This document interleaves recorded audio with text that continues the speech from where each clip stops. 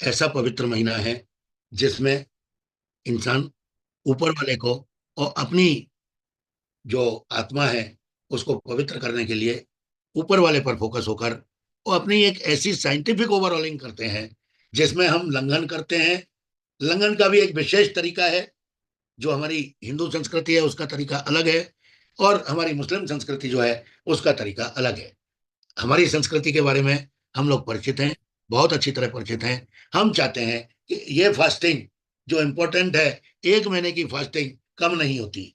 1 महीने नियम से चलना, उस नियम को पालन करना और उसके नियमबद्ध होकर अनुशासन पूर्वक अपने इष्ट को याद करना, ये एक बहुत बड़ी कामयाबी है, इंसान की तपस्या है।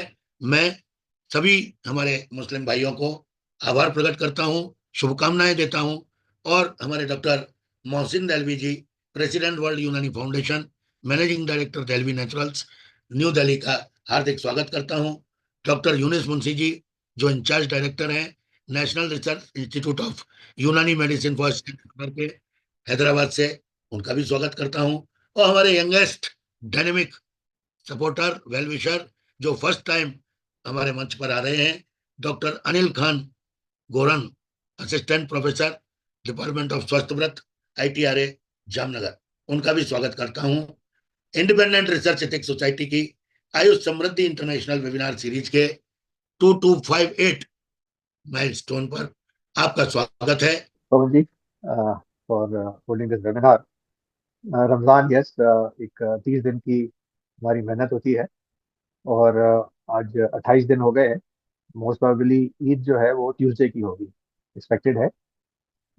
इसमें 30 दिन में बेसिकली फास्टिंग का ये होता है कि हम जो खैर खाना पीना तो अलग बात हो गई, लेकिन ऊपर वाले को याद करना, जितना भी ज़्यादा से ज़्यादा हम ऊपर वाले को याद करेंगे वही हमारे लिए जो कहते हैं ना कि ऊपर पहुंचने का एक जरिया बनता है वो। लास्ट जो 10 रातें होती हैं alternate, 21st, 23rd, 25th, 27th and 29th, ये और ज़्यादा इंपॉर्टेंट होती हैं। और उसमें ये कहते हैं कि जितनी भी आप एक रात ऐसी होती है, इनमें से 5 रातों में से एक रात ऐसी होती है जो सेल्वेशन की होती है, कि आप अगर जितनी भी दुआएं मांगेंगे तो वो कबूल हो जाती है, ऊपर वाला जो है वो लेता है। लेकिन कौन सी रात है ये छुपी हुई है, यानी इट इज नॉट डिस्क्लोज कि इन 5 में से कौन सी रात ऐसी है जिस रात में आप की दुआएं जो है वो कबूल हो जाती हैं। तो इसमें ज्यादा से ज्यादा हम लोग रात को जागते हैं। जितने भी हम कोशिश करते हैं कि ज्यादा से ज्यादा हम जागे, दुआएं मांगे, नमाज पढ़ें। ये अलग अलग तरीका होता है इसका। और बेसिकली डॉन टू डस्क जो कहते हैं ना कि भाई हमें सुबह दिल्ली के हिसाब से तकरीबन इस टाइम 5 o'clock से पहले हमें खाना पड़ता है। और पूरे दिन आफ्टर 6:35 या 6:37 के करीब, इस दौरान हम कुछ न खा सकते हैं ना कुछ पी सकते हैं। थोड़ा सा ये डिफरेंस है between the Muslims and the Hindu fast. उसमें आप लोग लिक्विड्स ले सकते हैं, लेकिन हमारे यहाँ लिक्विड भी अलाउड नहीं है। और बेसिकली यही होता है कि हम कितनी अपने आप को ये एहसास दिलाते हैं कि अगर जो एक आम इंसान है जो वाकई जो नहीं अफोर्ड कर सकता खाना, उसकी कैसी फीलिंग होती है वो भी हमें एहसास दिलाता है। So this gives us more opportunity to give, हम दान दें ज़्यादा से ज़्यादा, ये एहसास करके कि जो लोग नहीं अफोर्ड कर सकते एक वक्त का खाना भी, तो उनको हम ज़्यादा से ज़्यादा दें। इसमें हमें एक ज़कात एक होती है, ज़कात फंड होता है, which is 2% of your earnings. ये एक ज़कात फंड होता है जो हमें चैरिटी में देना होता है। सो दिस इज मैंडेटरी, ये ऑप्शनल नहीं होता, ये मैंडेटरी है। एक लिमिट है कि जिसके पास इतना सोना और इतना चांदी हो वो उस पर इट इज मैंडेटरी। तो ये भी लोग कोशिश करते हैं कि हम रमजान में निकालें। और एक होता है फितरा, that again given to poor, कि जो लोग ईद नहीं मना सकते उनके लिए है कि वो भी ईद मना लें। तो ये जितने भी हम चैरिटी वर्क करेंगे वो इतना अच्छा है हमारे लिए इस दौरान। और अब फास्टिंग में थोड़ा सा अब ये जो यंगर जनरेशन है वो रात को, हालांकि नहीं करना चाहिए, लेकिन रात को घूमती है और खूब खाना वाना खाती है बाद में, जो which is not good for your digestion. कि भाई जो बेसिकली जो मेन फंक्शन भी है कि आपकी बॉडी जो है वो इस इंटरमीडिएट फास्टिंग आप कह लीजिए, आजकल सबको ये टर्म मालूम है, तो इस दौरान वो रात को ज़्यादा एक्सेस ना खाएं। जो नॉर्मल है कि भाई आप लिमिट में खाइए। और जो फास्ट हम खोलते हैं वो it is better to open with खजूर, डेट। डेट से हम खोलते हैं, उसके बाद कुछ लोग फ्रूट चाट बना लेते हैं, उससे खोलते हैं। हालांकि एक ट्रेंड भी है कि पकौड़े वकौड़े खाते हैं, विच इज अवॉइडेबल, नहीं करना चाहिए ऐसा। और जो नॉर्मल डाइट है वो खाएं, जैसे एक हमारे यहाँ होता है चलबीना, which is a preparation of जौ एंड मिल्क। उसमें आप ड्राई फ्रूट्स भी डाल सकते हैं। फिर एक होते हैं haleem, which is specially Hyderabad में अगर हम देखेंगे तो this is only made during Ramzan. और इसका प्रिपरेशन इज बेसिकली, इसमें मटन होता है, ऑल प्रोटीन्स, दाल भी मिलेगी आपको, गेहूं मिलेगा। So this is a very, it's a full meal in itself. तो वहाँ ये ट्रेंड बहुत है हैदराबाद में कि ये हलीम खाने का। तो it gives you a very feeling of fullness, और प्रोटीन्स आपको मिल जाती है इसमें। फिर एक तलबीना होता है। तलबीना इज बेसिकली जौ, ये हम जौ को थोड़ा सा पीस के और उसमें डाल के, like I said, you can put date syrup also, आजकल डेट सिरप भी मिल जाता है। और कुछ लोग शरबत से भी खोलते हैं। अब समर्स अब जा रहे हैं, तो अब 1-2 साल बाद तो शरबत का भी आई थिंक रिवाज खत्म ही हो जाएगा, कम हो जाएगा इस दौरान रमजान में। तो यही चीजें होती है। तो that is all. Thank you very much Pawan ji for inviting me. आप आई थिंक म्यूट है। Thank you very much Mohsin भाई, थैंक यू वेरी मच। बहुत अच्छा, आप तो हमेशा ही guide pillar, you are the pillar of Ayush Samriddhi. जय हो। Thank you very much.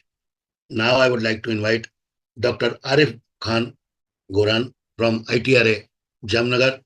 Welcome doctor Arif, first time on our platform. Welcome. Uh, सभी को मेरा नमस्कार, और जो मेरे मुस्लिम भाई है उनको मेरा अस्सलाम वालेकुम। सर, आपने बहुत ही अच्छा टॉपिक रखा है। मैं आपकी जो आयु समृद्धि है इसका पहले से ही फैन रहा हूँ। जब से पिछले 3 साढ़े 3 साल से मैं असिस्टेंट प्रोफेसर हूँ, और मैं कई सारे लेक्चर से सुन चुका हूँ। बहुत सारे मेरे जो खुद के शिक्षक महानुभाव हैं जो आपके इस प्लेटफॉर्म पे लेक्चर्स देते रहे हैं, और अर्पण भट्ट सर जिनका मैं शिष्य भी हूँ, और उन्हीं के अंडर गाइडेंस में मैं काम कर रहा हूँ वहाँ पे ITR में। तो वो तो आपके कई सारे लेक्चर्स देते रहते हैं, तो मुझे बहुत अच्छा लगा कि उन्होंने ये सर्कुलर ग्रुप में डाला।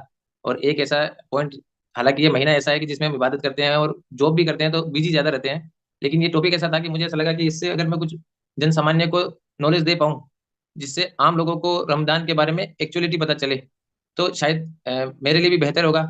और जो हमारे कुरान में एक बात कही गई है कि अच्छे अखलाक करो, तो शायद ये एक नेकी हो सकती है। मैंने सर एक प्रेजेंटेशन प्रिपेयर की है। आपने जो है शुरू में टॉपिक दिया था वो था कि रमजान रूल फॉर फास्टिंग, और अभी जो मैंने कल देखा था उसमें था कि रमजान इंपॉर्टेंस एंड बेनिफिट। मेरे हिसाब से दोनों का मीन एक ही जाता है, तो अच्छा है। वो मैं ये इसलिए रखना पड़ा आरिफ जी कि रमजान अब खत्म होने वाला है, तो हम रूल्स की और इम्पोर्टेंस की दोनों की ही बात कर लें। जी और जी एक सर, और एकदम बात कर लें कि रमजान के बाद कैसे खाना चाहिए। 30 दिन भूखे रह लिए और फिर बाद में 7 दिन ठूस के खा लिए तो मामला बिगड़ जाएगा। तो इसीलिए मैंने दोनों को कंबाइन किया। जी वेलकम। सर, मैं इस पे दोनों पे ही चर्चा करूंगा। मैं मोहसिन सर को ये रिक्वेस्ट करता हूँ कि मेरा जो ये लेक्चर है वो मैंने उन लोगों के लिए तैयार किया जिन्हें बिल्कुल भी ये नहीं पता कि रमजान शब्द का मीन क्या होता है, या फिर ये कौन से, इतना तो सबको पता है कि रमजान जो है इस्लाम धर्म से कोरिलेशन रखता है। लेकिन चूंकि मैं आयुर्वेद से हूँ, और आयुर्वेद में 95% जो पॉपुलेशन है वो अदर देन मुस्लिम है, तो उनको अभी पूरी तरीके से इस्लाम क्या है या फिर रमजान क्या है उसके बारे में या उसके रूल्स के बारे में नहीं पता। तो मैं इसमें बेसिक मैंने पॉइंट्स लिए हैं। तो जिसमें मैंने सबसे पहला तो यही रखा है कि फर्स्ट क्वेश्चन व्हाट इज इस्लाम। तो इसके नेक्स्ट स्लाइड में मैंने इसका आंसर रखा है कि बिल्कुल सिंपलिटी है। और हम आयुर्वेद में भी चूंकि मैंने बहुत सारी ऐसी वर्ड्स को कंपेयर भी किया है, तो दोनों चीजों का एक ही आंसर निकला है कि हम ब्रह्मा से आयुर्वेद मानते हैं, तो जो ब्रह्मा है वो सुप्रीम पावर है। वैसे ही इस्लाम में भी एक ईश्वर या एक खुदा की इबादत के लिए कहा गया है। तो दोनों में मेन यही है कि हमें एक ही ईश्वर को मानना है। तो इस्लाम की जो मेन मान्यता है वो, या जो पहला फराइज है वो यही है कि हमें एक ईश्वर की इबादत करनी है, और उस ईश्वर की इच्छा के प्रति ही अपना पूरा समर्पण करना है, जो हमारे भक्ति योग में बताया गया है कि उस ईश्वर की प्राप्ति अगर आपको करनी है, मोक्ष प्राप्त करना है, जिसे जन्नत या फिर स्वर्ग कहते हैं हम, तो फिर आपको उस ईश्वर की ही आराधना करनी होगी। तो उसे अलग अलग लैंग्वेज में अलग अलग नेम दिए गए हैं, जिसमें जैसे मान्यताओं में मैंने लिखा है कि सबसे पहले एक ईश्वर की इबादत करनी है, और जिसे अरेबिक में अल्लाह कहा गया है। तो ये सबसे पहली मान्यता है इस्लाम धर्म की। दूसरा जो है कि दूसरी मान्यता हमारी कि भाई हमारे इस धर्म में कई नबी आए हैं, जिसमें सबसे आखिरी नबी जो है मोहम्मद सल्लल्लाहु अलैहि वसल्लम है, जो 1400 साल पहले आए थे। तीसरा कि हम आयुर्वेद में भी एक बात कहते हैं, आस्तिकता, आस्तिक और नास्तिक।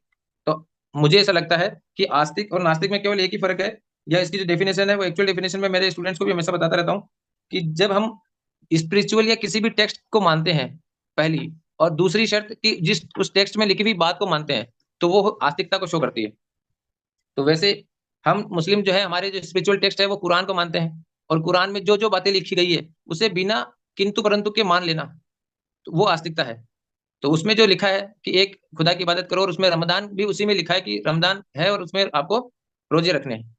वैसे ही आयुर्वेद में भी एक चीज कही गई है, आयु कामे माने धर्मार्थ सुख साधनम आयुर्वेदोपदेशेषु परम आदर विधेय परम आदर, है ना, कि अगर अच्छी आयु की कामना करनी है और उसी से धर्म अर्थ काम और मोक्ष की प्राप्ति करनी है तो बिना कुछ किंतु परंतु किए आयुर्वेद के उपदेशों का पालन कीजिए। ये आयुर्वेद के प्रति आस्तिकता है। और अगर आप किसी रिलीजियस पॉइंट ऑफ व्यू से देखते हैं तो जिस रिलीजियस की जो स्क्रिप्चर है उसे बिना किंतु परंतु के आप जो लिखा है उसे माने, वो उसके प्रति आस्तिकता है। तीसरी बात कि इसके इतिहास की बात करते हैं तो इतिहास में सबको पता है कि जितने भी जो बड़े धर्म है उसमें सबसे आखिरी जो धर्म है वो मुस्लिम धर्म है, क्योंकि मोहम्मद शताब्दी में आए और उन्होंने जो इस्लाम फैलाया था। तो मैं ये कहना चाह रहा था कि हमारे जितने बड़े धर्म जो हम हिंदू मुस्लिम सिख ईसाई जो 4 बड़े धर्म मानते हैं उसमें हम ये मानते हैं कि वेद जो है सबसे पहली किताब है जो ऊपर वाले की तरफ से आई थी। और उसी के बाद में वैसे जो आखिरी किताब जो सबसे बड़ी जो ऊपर वाले की तरफ से आई है वो हम कुरान को मानते हैं, जो हमारे आस्तिकता कहती है। और वो इसलिए, और कुरान में जो बातें लिखी गई है वो ऐसा लिखा गया कि जब वेद आए थे तब मोक्ष प्राप्ति के लिए उन्होंने कहा था कि भाई आपको अभ्यास करके वैराग्य ले लीजिए, आप डायरेक्ट वैराग्य ले लीजिए। अगर आपको मोक्ष की प्राप्ति करनी है तो आपको वैराग्य या फिर प्रकृति के बंधनों से विमुक्त होना बहुत जरूरी है। लेकिन जो मोहम्मद साहब जिस एरा में आए थे 7वीं शताब्दी में, उस समय तक बहुत सारा मतलब हम ह्यूमंस जो है वो सामाजिकता में या एक समाज के साथ कोरिलेशन में बंध चुका था। उसका समाज से दूर जाना या अपने परिवार को छोड़ना एक सबके लिए पॉसिबिलिटी वाली बात नहीं है। तो ऊपर वाले ने किस तरीके से कि भाई आप परिवार के साथ रहते हुए, समाज के बीच में रहते हुए भी मुझे याद कर सकते हैं और मेरे तक पहुंच सकते हैं। तो एक नई मैं कहूंगा कि वो ये ऊपर वाले का ही एक रूल एंड रेगुलेशन है कि उन्होंने मोहम्मद साहब के जरिए नई रेगुलेशंस जो है समाज के बीच में लाए कि आप अपने परिवार के साथ रहते हुए मुझे याद करो, समाज में रहते हुए मुझे याद करो, और जो आपको सबसे सुप्रीम चीज है जिसको हम मोक्ष कहते हैं, आप पुनर्भव की कंडीशन या फिर जन्नत या स्वर्ग कहते हैं, वो प्राप्त कर सकते हैं। अब सेकंड जो मेरा क्वेश्चन है कि हमारे इस्लाम में जो 5 पिलर्स बताए गए हैं वो कौन से हैं, तो वो जो मोहसिन सर ने पहले ही बता चुके हैं, मैं एक बार रिपीट कर देता हूँ इजीली कि इसमें सबसे पहला तो है आस्तिकता, जो मैं कह चुका हूँ, ईमान। जब तक हम किसी भी चीज के प्रति आस्तिक नहीं होंगे, उसमें पूर्ण विश्वास नहीं रखेंगे, तो हम उसके जो जो फराइज हैं या जो जो उसके मुख्य बिंदु या सिद्धांत है उनको हम फॉलो नहीं कर सकते। तो हमारे इस्लाम का पहला जो सिद्धांत है वो ये है कि हम ईमान रखें कि भाई खुदा एक है और मोहम्मद सल्लल्लाहु अलैहि वसल्लम उनके आखिरी नबी है। दूसरा जो हमारा जो पिलर है वो है नमाज।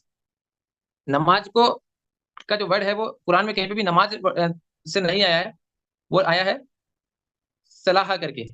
जबकि नमाज जो है वो उर्दू का वर्ड है, वो अपने भारत से ही उद्भव हुआ है, ये आप सबको पता भी होगा। और वो नमः से ही हुआ है, नमः मतलब सजदा करना संस्कृत में कहते हैं। तो हम चूंकि भारत में नमाज से ही इसको फेमसली जानते हैं। तो सलाह मतलब ये है कि दिन में 5 बार एक फिक्स टाइम है जिसपे हमें ऊपर वाले को याद करना है।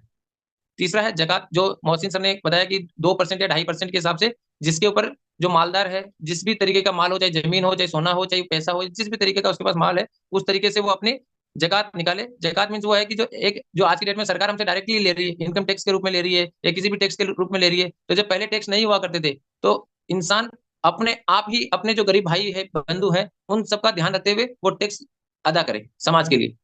लेकिन चूंकि एक वो हमारा रिलीजियस बिलीफ है तो हम आज भी उसको करते हैं, चाहे सरकार अलग से वो टैक्स जो ले रही है वो ले ही रही है। ओके, देन चौथा जो पिलर है वो है सवाम, रोजा। रमजान का जो उल्लेख है वो इसमें कुरान में मिलता है और उसमें कई दफा 13 से 14 दफा स्वाम का उल्लेख भी मिलता है। रोजा वर्ड जो है वो अरेबिक सॉरी उर्दू वर्ड है। तो रोजा जिसको हम उपवास भी कहते हैं उसके ऊपर हम चर्चा करेंगे कि क्या है। और पांचवा जो है वो है हज, कि अगर जो मालदार है या जिसकी शारीरिक और आर्थिक दोनों ही कंडीशन ठीक है तो वो हज बैतुल्लाह की जियारत कर सकता है, तीर्थ यात्रा कर सकता है। तो वो जिंदगी में एक बार हज जरूर करे, क्योंकि वो ऐसी जगह है जहाँ पे खुदा ने कई नबियों को जो है वो वहां उतारा है। और मोहम्मद साहब ने मक्का को फतेह किया था और वहीं से और मदीना तक जियारत की थी। तो वो एक हम अल्लाह का घर मानते हैं। तो वो जीवन में एक बार तो हमें करनी ही चाहिए। नेक्स्ट सर, स्लाइड चेंज करेंगे सर। थर्ड क्वेश्चन जो हमारा आज का टॉपिक ही है, तीसरा क्वेश्चन सर, एक Ramadan importance. Next slide sir. Ramadan की इंपोर्टेंस तो हमारे जो कुरान है उसमें सूरह के अकॉर्डिंग बताया गया है। तो उसमें दूसरा जो सूरह है, सूरह बकरा। सूरह बकरा के अंदर 185 जो वर्ष है उसके अंदर रमजान का उल्लेख मिलता है। और उसमें साफ साफ लिखा है कि कुरान में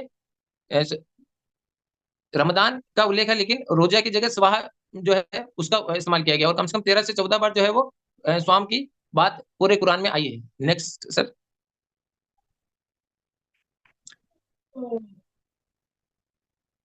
जो सूरह अल बकरा है उसके अंदर जो रमजान के बारे में आया है वो उन्होंने यही कहा है कि मुसलमानों तुम में से जो शख्स इस महीने में अपनी जगह पर हो उसे चाहिए कि रोजा रखें, और जो शख्स बीमार हो या फिर सफर में हो या वो और दिनों में जो रोजे छूट जाए बीमारी की हालत में या सफर की हालत में वो रखें। यानी जो व्यक्ति शारीरिक रूप से सही है उन सभी पे रोजे फर्ज कर दिए गए। अब रोजे क्यों फर्ज किए गए वो हम अगर चूंकि हम साइंटिफिक पॉइंट ऑफ व्यू से देखते हैं तो बॉडी के लिए कर लेते हैं, और जो स्पिरिचुअलिटी की तरफ से देखते हैं तो वो ये है कि भाई हमको जो ऊपर वाला के पास जाना है और स्वर्ग मिलनी है, तो उस तरीके से भी हम देख सकते हैं। और रोजे जो है वो इसमें साफ साफ ये भी लिखा है कि हम रोजे की गिनती पूरी करें। तो रोजे की गिनती का मतलब ये है कि हम 12 महीने मानते हैं, तो इस्लामिक कैलेंडर में भी अलग अलग महीने आते हैं जिसमें से एक महीना है रमजान का जो 29 या 30 दिन का होता है। तो उस पूरे 30 दिन की गिनती यानी पूरे एक महीने के रोजे रखने के लिए कहा गया है जिनकी शारीरिक कंडीशन ठीक है। और इसमें बालिग से लेके जितना बुजुर्ग तक जो आसानी से रोजे रख सकता है उसके लिए रोजे फर्ज है। न इसमें औरत न इसमें आदमी किसी का भेद नहीं है, न अमीर न गरीब, ये भी किसी का भेद है नहीं। नेक्स्ट। अब रूल फॉर रमजान या फास्टिंग की बात करते हैं, जो टॉपिक था पहले, कि सबसे पहले तो ये है कि रमजान जो है कब से कब तक रखा जाता है। इसमें कई सारी मीथ है, जैसे ये भी मैंने भी यहाँ पे थोड़ा सा गलत लिख दिया है कि ये सूर्योदय से लेकर सूर्यास्त तक किसी भी प्रकार की चाहे वो फूड हो या लिक्विड हो या वाटर हो उसका इंटेक न करना ही रमजान है। लेकिन सूर्योदय की जगह जब मैंने खुद पे थोड़ी स्टडी की तब ये पता चला कि यहाँ पे ब्रह्म मुहूर्त का ये समय है। अब चूंकि मैं आयुर्वेद का विद्यार्थी हूँ तो ब्रह्म मुहूर्त हम मानते हैं, और वही वो सब एक्चुअली ये संस्कृत का वर्ड है, वैसे ही हम फजर का इसको अरेबिक में फजर कहते हैं। जो फजर का समय है कि सूरज के उगने से 1.5 घंटे पहले का समय, 2 मुहूर्त पहले का समय। तो सूरज के निकलने से 2 मुहूर्त पहले जो है हम खाना छोड़ देते हैं, तो वो ब्रह्म मुहूर्त का समय है कि जब ब्रह्म मुहूर्त शुरू होता है तब आपको खाना पीना सब छोड़ देना है। तो सूर्योदय से भी करीब करीब 1.5 घंटे पहले जो है वो शहरी का टाइम, शहर का टाइम खत्म हो जाता है। वहां से लेके और इफ्तार का मतलब है मगरिब, यानी जब सूर्य अस्त होता है तो सूर्य अस्त होने तक का ये जो अभी शायद ये 13 घंटे 13.5 घंटे का टाइम है, 13 घंटे से 14 घंटे का टाइम है, लेकिन ये मैक्सिमम 16 घंटे तक भी जाता है और मिनिमम 10-11 घंटे तक भी जाता है, पूरे ईयर में घूमता रहता है। तो ब्रह्म मुहूर्त जहां से शुरू होता है फजर के टाइम से लेके और सूर्यास्त तक का जो समय है उसमें ये पूरे वर्ल्ड में एक ही नियम है कि आपको न तो इसमें कुछ खाना है और न ही इसमें कुछ पीना है। अगर गलती से कुछ आप इंटेक कर लेते हैं जब आपकी नीयत नहीं है कि आपने जानबूझ के किया है तो उसके लिए ऊपर वाले की तरफ से माफी है, लेकिन अगर आप जानबूझ के कुछ भी खाते हैं तो वो गुनाह की कंडीशन में आएगा, उसमें आपका रोजा टूट जाता है। ये तो वही खाने पीने की बात। लेकिन चूंकि हम ये मानते हैं कि रोजा केवल तन का नहीं है, वो मन का भी है। यानी इसमें आपको शारीरिक पवित्रता तो रखनी ही रखनी है, शारीरिक पवित्रता के साथ साथ आपको मानसिक पवित्रता, वाचिक पवित्रता और आध्यात्मिक पवित्रता यानी आत्मिक पवित्रता ये भी रखनी है साथ में। यानी हम जो मैंने यहाँ पे 10 पाप कर्म का भी उल्लेख किया है कि आयुर्वेद में धारणीय वेग भी बताए गए हैं, जिसमें मानसिक धारणीय वेग, शारीरिक धारणीय वेग और वाचिक धारणीय वेग, जिसको वाघभट ने बहुत ही शॉर्ट में अच्छे से समझा दिया गया कि 10 पाप कर्म, जिसमें से हिंसा, स्ते, अन्यथा काम, ये तीनों जो है, हिंसा मतलब किसी को दंड देना, इससे मतलब चोरी करना, और अन्यथा काम मतलब अपनी स्त्री के अलावा किसी दूसरी स्त्री के साथ संबंध बनाना, ये सारे या गलत काम करना, वो सारे जो है वो शारीरिक गलत काम बताए गए, वो नहीं करने। उसके अलावा पेशुन्य परुष अनरत, यानी पेशुन्य मतलब चुगली करना, जिसको इस्लाम में बहुत ही बुरा कहा गया चुगली करने को। और परुष मतलब कठोर वचन, आप किसी ना किसी जो भी बच्चा हो बूढ़ा हो अपना परिवार का उसे हमेशा हाश ही बोले, ये भी नहीं करना। और अनरत यानी झूठ बोलना, ये ठीक है। देन संभिन्न आलाप, और जहां जिस वाक्य की जरूरत नहीं हो उस वाक्य को बोल के, जिसमें जैसे मान लीजिए कोई व्यक्ति जिसमें कुछ द्वेष है उसके द्वेषों को उसके सामने इंगित करके इस तरीके से बोल के सामने वाले को हर्ट करना, ये भी नहीं करना है। यानी वाचिक शुद्धि भी आपको रोजे के अंदर रखनी है। देन मानसिक की बात करें तो उसमें व्यापाद, अविद्या और द्रग विप्रय, ये 3 चीजें बताएगी। व्यापाद मतलब यह है कि किसी को नुकसान पहुंचाने की साजिश करना, प्लानिंग करना, और अविद्या मतलब दूसरे की जो चीजें हैं उसे हड़पना, वो लेना। और द्रग विप्रय का तो सबसे इंपॉर्टेंट मैं मानता हूँ कि जिस धर्म में जो चीजें लिखी गई है, यह जैसे मैं आयुर्वेद का विद्यार्थी हूँ तो आयुर्वेद में जो पॉजिटिविटी लिखी गई है उस पॉजिटिविटी को ही ले, ना कि उसके पॉजिटिव सेंस को छोड़ के आप नेगेटिव सेंस को लें। तो द्रग विप्रय का मतलब कि जो आपको सही देखना है उसमें आप उसको उल्टी नजर से नेगेटिव पॉइंट ऑफ व्यू से देख रहे हैं, तो वो ना करें। तो रोजे के अंदर आपको शारीरिक पवित्रता, वाचिक पवित्रता और मानसिक पवित्रता, तीनों ही प्रकार से पवित्रता रखनी है। अब एक छोटा सा है कि किस किस को रिलैक्सेशन है, तो जो छोटे बच्चे हैं, प्रेग्नेंट वुमेन है, जो बीमार है, या जिनको हम ये कहते हैं कि मासिक धर्म आता है, तो उन समय महिलाओं को, बच्चों को, या जो भी व्यक्ति है जो बीमार है, जो सफर में, उनको रिलैक्सेशन है, वो ये रोजे जो जितने छूट रहे हैं इन्हें बाद में कर सकता है। ये जो हमारा स्क्रिप्चर के अकॉर्डिंग थे। अब मैं बात करता हूँ according to modern, because I am a doctor, और साइंटिफिक पॉइंट ऑफ व्यू से रोजे के क्या बेनिफिट हो सकते हैं। तो मेरी नेक्स्ट स्लाइड जो थी उसमें मैंने ये बता रखा है कि आज, जैसे मोहसिन सर ने भी बताया कि इसे आज की डेट में इंटरमीडिएट फास्टिंग कहते हैं। और चूंकि मैं स्वस्थ वर्ग से भी हूं, तो आहार मेरा ही टॉपिक है, जिसमें हम पढ़ाते भी हैं कि इंटरमीडिएट फास्टिंग कई प्रकार की होती है, जिसमें से एक है ये पीरियोडिक, जो 16x8 जो है, ये सबसे फेमस है कि 16 घंटे तक आप फास्टिंग करें और 8 घंटे तक आप खाएं। तो रमजान भी जो है वो इंटरमीडिएट फास्टिंग ही है। अभी हम 14 घंटे कर रहे हैं, कभी हम 16 घंटे करते हैं, कभी हम 12 घंटे करते हैं कंटिन्यूटी में, यानी 12 घंटे तक आपको कुछ भी नहीं खाना पीना, और बाकी के जो 12 घंटे या 8 घंटे बचते हैं उसके अंदर आप जो आपकी इच्छा हो वैसा खा सकते हैं। Next slide sir. कि इसमें होता क्या है, तो होता यह है कि जब भी हम 12 से 13 घंटे तक भूखा रहते हैं और प्यासा रहते हैं, तो हमारी बॉडी में जो फैटी एसिड्स हैं, वो फैटी एसिड्स जो है कन्वर्ट हो जाते हैं कीटोन बॉडीज में। अब कीटोन बॉडीज को लोग, कुछ लोग ये मानते हैं कि वो बेकार है, लेकिन वो हमारे लिए सबसे बेनिफिशियल है। आज की डेट में एक बड़ी फेमस डाइट है कीटो डाइट। कीटो डाइट के नाम से बड़ी फेमस डाइट जो है मार्केट में पॉपुलर है। तो कीटो डाइट भी यही चीज है कि आपको फैट जो है वो ज्यादा लेनी है। तो फैटी एसिड्स जो है वो कीटोन बॉडीज में कन्वर्ट हो जाते हैं, और कीटोन बॉडीज को, जैसे ग्लूकोज हमारा प्राइमरी सोर्स ऑफ एनर्जी है, वैसे ही कीटोन बॉडी जो है वो हमारा सेकेंडरी सोर्स ऑफ एनर्जी है।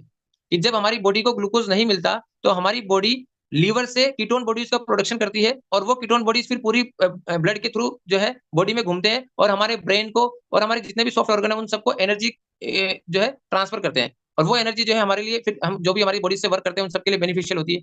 देन नेक्स्ट स्लाइड है कि इससे और क्या बेनिफिट्स हो सकते हैं। तो जो मेनली इंटरमीडिएट फास्टिंग लोग यूज लेते हैं, वो लेते हैं ओबेसिटी के लिए। बट ओबेसिटी से भी ज्यादा वो अगर यूज आ रही है, तो वो कार्डियक जो प्रॉब्लम्स हैं, या फिर हमारे हार्ट की जितनी भी जो प्रॉब्लम्स हैं उन सब में आ रही है। जैसे हम यूं कहें कि कोलेस्ट्रॉल और ट्राइग्लिसराइड जो है, कोलेस्ट्रॉल और ट्राइग्लिसराइड, उन सब में इंटरमीडिएट फास्टिंग के बहुत ही बेनिफिशियल रिजल्ट मिलते हैं। जैसे मैंने इसमें लिखा भी है कि intermediate fasting has been shown to result in decrease in blood pressure. Blood pressure जिनका हाई रहता है, उनका ब्लड प्रेशर लो हो रहा है, ये रिसर्च है। Then resting heart rate, cholesterol and triglyceride, also glucose and insulin, glucose के लेवल को कम करती है, इंसुलिन के लेवल को अपने आप बढ़ाती है। While these improvement in cardiovascular risk factor typically begin within 2 to 4 weeks of starting an intermittent fasting diet। देखिए यहाँ क्या लिखा है, अगर आप 2 से 4 वीक की इंटरमीडिएट फास्टिंग करते हैं, तो आपको ये रिजल्ट दिखने शुरू हो जाते हैं। और आप जानते हैं कि रमजान जो है वो 4 वीक की इबादत है, यानी 1 महीने की इबादत है। तो अगर आप 4 वीक तक इंटरमीडिएट फास्टिंग करते हैं, तो अगर आप डायबिटिक पेशेंट है, अगर आप कार्डियो पेशेंट है, और अगर आप ओबेसिटी के पेशेंट है, तो आपको डेफिनेटली जो है इसमें रिजल्ट पॉजिटिव ही मिलेंगे।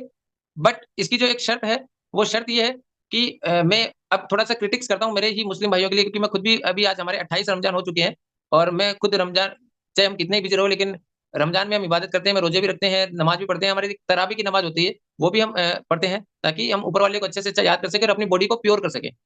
तो इसमें जो एक, जैसे मोहसिन सर ने कहा कि कुछ लोग शरबत पीते हैं, कुछ लोग फ्रूट्स खाते हैं, तो होना यही है कि जब हम 12 से 14 घंटे की इंटरमीडिएट फास्टिंग करते हैं, तो हमारी बॉडी है, जो हमारी जो डाइजेस्टिव फायर है, उस समय वो, या हमारा जो स्टोमक है, वो थोड़ा सा सॉफ्ट हो जाता है। ठीक है, जो हमारे आयुर्वेद में भी कहा है कि जब हम शोधन करवाते हैं, तो उसके बाद में हम संसर्जन कर्म करते हैं। तो चूंकि हमारी बॉडी उस समय सॉफ्ट हो जाती है, तो हमें फिर उसमें थोड़ा सा हल्का आहार लेना चाहिए। तो वहां पे हमें डेट्स यानी खजूर के लिए कहा गया है। आप शरबत ले सकते हैं, नींबू पानी ले सकते हैं, और सबसे अच्छा है कि आप फ्रूट्स लें। लेकिन चूंकि आज की डेट में जो देखने को मिल रहा है, जिसके मैं खुद बिल्कुल फेवर में नहीं हूँ, कि लोग जो है कोक वगैरह यूज करते हैं, ठंडा यूज करते हैं, या फिर चिकन, मटन, या इनसे बनी हुई चीजें यूज करते हैं। अगर आप नॉनवेज खा रहे हैं कोई दिक्कत नहीं है, लेकिन आप इसको 1-2 घंटे बाद डिनर में लीजिए। ना कि आप जब इफ्तार कर रहे हैं, तो इफ्तार के साथ ही हैवी डाइट लीजिए। इफ्तार जब आप कर रहे हैं, आप 12 से 13, 14 घंटे तक भूखे हैं, प्यासे हैं, तो आप अपनी बॉडी को बिल्कुल लाइट भोजन दीजिए, जिससे वो अपना ले। फिर उसके 1 या 2 घंटे बाद में जब आप अपना पूरा वो हैवी जो मील लेना चाहें, वो जो आप चाहे वेजिटेरियन हो, नॉन वेजिटेरियन, जिस तरीके का आप आहार लेना चाहें, वो ले सकते हैं। अगर इस तरीके से करते हैं, तो जो ऊपर वाले ने कुरान में रमजान की फराइज रखी है, कि आज की डेट में साइंटिफिक स्टडी भी हो चुकी है इंटरमीडिएट फास्टिंग की, कि हम ये बॉडी के लिए तो है ही, कैंसर जैसी चीज को भी ठीक कर रही है। तो मेरे हिसाब से जो लोग रमजान में फास्टिंग कर रहे हैं, वो उससे फायदा ले पाएंगे, बल्कि बीमार होने के। क्योंकि मैं ऐसे बहुत सारे केस देखता हूँ कि आपने फास्टिंग भी की, उसके बाद में आप बीमार हो गए। क्यों हो गए? क्योंकि आपने जो फास्टिंग के बाद में जो खाना चाहिए था सही से, उसका जो है ध्यान नहीं रखा। क्योंकि स्वस्थ व्रत का मैं व्यक्ति हूँ, तो मैं कोशिश यही करूंगा कि आप आहार और विहार से अपने आप को ठीक करें। तो सर, बहुत बहुत धन्यवाद, आपने ये मंच दिया मुझे बोलने के लिए। और मैं कोशिश बेटा, करूंगा कि अगर कुछ फ्यूचर में भी अच्छा होता है, तो हम जरूर जुड़े। I am really thank you sir. Proud of you, proud of you, proud of you. तुमने एक ब्रिज बना दिया आयुर्वेद और कुरान के बीच में। ग्रेट, ये क्या सर मोहसिन? मैं कुरान को तर्जुमे के साथ पढ़ चुका हूँ, आयुर्वेद को तर्जुमे में पढ़ चुका हूँ, और मैं देखता हूँ कि सारी चीजें एक ही है। बस वो उस समय की लिखी गई है, ये अलग समय की लिखी गई है, अलग जगह पे लिखी गई है, वो अलग जगह पे लिखी गई है, बाकी चीज एक ही है। क्योंकि मैं योग का विद्यार्थी भी हूँ, आयुर्वेद का विद्यार्थी भी हूँ, और जो है इस्लाम में मैं पैदा हुआ हूँ, तो दोनों ही चीजों में सही लिखा है। अच्छा, मैं एक लास्ट बात कह के अपनी बात को खत्म करता हूँ कि कुरान में एक सूरह जुमा है। सूरह जुमा में एक आयत है जिसका मैं तर्जुमा बताता हूँ। उसमें ये कहा गया कि हमने इनके ऊपर तौरेत और इंजील जो है उतारी, और लेकिन उन्होंने उसके मायने को नहीं समझा, तो उनके पीठ पे, मतलब गधे की पीठ पे रखी किताबों के समान और कुछ नहीं। ये वैसा ही हमारी सुश्रुत संहिता में लिखा है कि जब तक आप जो चीज लिखी है उसके तत्व अर्थ को नहीं समझते, तो वो गधे की पीठ पे रखे चंदन के भार के समान ही है, और क्या कोई खास अंतर है नहीं। तो ऐसे क्या बहुत सारी चीजें हैं जो सेम ही है सर। तो मुझे ऐसा लगता है कि अगर हम अर्थ के साथ पढ़ते हैं, समझ के पढ़ते हैं, तो उसका हम फायदा ले पाएंगे सारा। बहुत बहुत धन्यवाद सर। बहुत बहुत शानदार बेटा, बहुत शानदार। तुम आज से मंच तुम्हारे को रोज प्रतीक्षा करेगा, ये मैं कहना चाहता हूँ। बहुत टॉपिक होते हैं, I will circulate you our topics of April also, so please involve here and communicate because you are great speaker. मैं चूंकि आयुर्वेद कॉलेज में पढ़ाता हूँ, तो मैं मेरे स्टूडेंट्स को स्ट्रिक्टली कहता हूँ ये कि मैं रमजान फॉलो करता हूँ because I M birth Islamic. But अगर आप जिस भी धर्म के हैं, क्योंकि अगर आप जैन हैं, हिंदू हैं, जो भी है, हर धर्म में फास्टिंग कही गई है। क्योंकि मैं नेचुरोपैथी का भी टीचर हूँ, नेचुरोपैथी में भी फास्टिंग, उपवास बहुत बड़ी चिकित्सा पद्धति के रूप में बताया गया है। तो मैं हमेशा बच्चों को कहता हूँ कि अभी सॉरी नवरात्रे आने वाले हैं, नवरात्रे आप सबको कंपलसरी रखना है। बिकॉज ऑफ नवरात्र केवल दो ही ऋतु में आते हैं, एक बसंत और एक शरद। अब बसंत और शरद दोनों ही ऐसी ऋतु हैं, मतलब यूं कहा गया है बसंत के लिए कि कुसुमाग्र पिता च कुसुमाग्रे, कि वेद्यों के लिए कुसुमाग्र यानी बसंत को पिता के समान, और माता च सरदे, और शरद को माता के समान। क्योंकि शरद में पित्त का प्रकोप होता है और बसंत में कफ का प्रकोप होता है, दोनों में ही भयंकर रोग होते हैं। अगर आप लंघन कर लेते हैं तो थोड़े बहुत जो दोष आपकी बॉडी में होंगे, वो दोष अपने आप ही सबसाइड हो जाएंगे। तो ये बसंत ऋतु का पहला महीना शुरू हो रहा है, तो इसमें अगर वो उल्लंघन करते हैं, तो अगर छोटे मोटे थोड़े वो दोष अगर किसी के बॉडी में है, तो वो आसानी से हट जाएंगे। तो चूंकि हम भारतीय हैं, हम रिलीजियस पॉइंट ऑफ व्यू को ज्यादा मानते हैं, इसीलिए रिलीजियस में ये सारी चीजें रखी गई है। लेकिन सबको ये मानना चाहिए। आज की डेट में मैं देखता हूँ कि लोग इस चीज को मानते नहीं, चाहे वो मुस्लिम हो, चाहे हिंदू है, चाहे जैन, पर कोई भी हो, लेकिन इस सबको फॉलो करना चाहिए। बिकॉज ऑफ ये बॉडी के लिए भी है, और अगर हमारी बॉडी सही होगी तभी तो हम धर्म अर्थ काम मोक्ष आरोग्य मूल्यम उत्तमम, आरोग्य होगा तभी तो ये सारी चीजों को पा पाएंगे। मैं भी सरप्राइज हूँ, ये ऊपर वाले की कुछ नियामत ही हो सकती है। एक दादा गुरु है, इंटरनेट पर दादा गुरु सर्च करेंगे, आ जाएंगे। वो दादा गुरु को अस्पताल में, रायपुर के मेडिकल कॉलेज में 9 दिन रख के, और उनने, डॉक्टरों ने सब जांच कर ली कि ये आदमी चोरी छुपे कुछ खाता है क्या। तो उसने डॉक्टरों को परेशान कर दिया, रोज 30 किलोमीटर परिक्रमा लगवा लगवा के।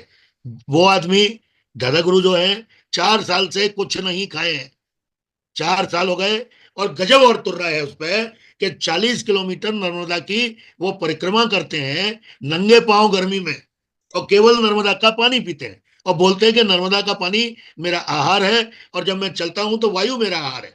ये डॉक्टर भी उस पर क्वेश्चन कर रहे थे। 9 दिन उनको रायपुर के मेडिकल कॉलेज में रखा, सीसीटीवी की सर्वेलेंस में, पूरे उन्हें आईसीयू जैसे में रखा, और विश्वास मानो कि वो पकड़ नहीं पाए कि ये क्या खाते बंदे।